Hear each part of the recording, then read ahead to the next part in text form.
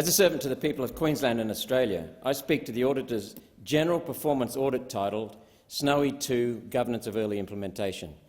Some background for those who may be new to this project. Snowy 2 is an extension of the Snowy Hydro project, hence the name. In 2017, Prime Minister Turnbull announced the cost of Snowy 2 as $2 billion. This report states the cost is now $5.1 billion, plus billions of other costs totalling well over $10 billion.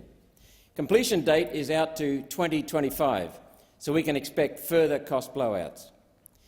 The project involves using electricity from unreliable sources like wind and solar to pump water from a lower reservoir, Talbingo Dam, through underground pipes to an upper reservoir, Tatangara Dam.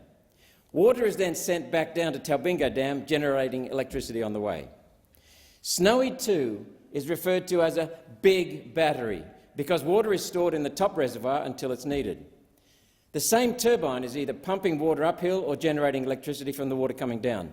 Total pipe length, 27 kilometres. Generally, water is pumped up during the day, provided the sun is shining and the wind is blowing. The water is then released down the pipe to generate electricity in the evening peak when it's most needed. As the sun does not shine and wind goes quiet at night, pumping water back up the hill overnight, ready for the morning peak, will need coal power. The upper reservoir may hold multiple days' worth of water, and at some point the dam must be refilled, especially as Tatangara Dam is currently only 17% full. Pumped hydro only works when the dam has water in it. For every megawatt of power generated by water coming down the hill, the turbine needs 1.3 megawatts of power to get the water back up because of losses. In total, 30% more coal is used in using Snowy 2. Pumped hydro, put simply, entails generating electricity 2.3 times to be used by consumers once. This is not cheap electricity. It's actually really expensive electricity.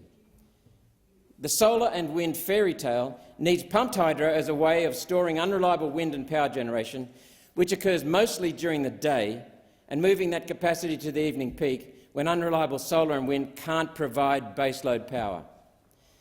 Maximum generation for Snowy 2 is an impressive 2,000 megawatts. But here's the catch. Annual generation is listed in this report as 350.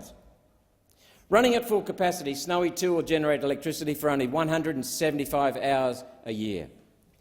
To put that into perspective, my home state of Queensland used 68 million megawatt hours last year. Snowy Hydro will contribute the equivalent of 1% of Queensland's power each year. 1/10 of 1% of Australia's annual generation at a cost of $5 billion and rising, and that doesn't include all the costs. This madness will send us broke. There's a far better way. A 2,000 megawatt coal-fired power station is able to run at 2,000 megawatts 98% of the time, 24/7. Liddell in the Hunter Valley generated 9 million megawatts last year. For less than the cost of this green fairy tale called Snowy 2, a coal plant can produce at least 25 times the amount of electricity. That's why Germany's Greens coalition government is turning Germany's coal-fired power stations back on. Shutting ours down when we see what's happening in the rest of the world is criminal irresponsibility.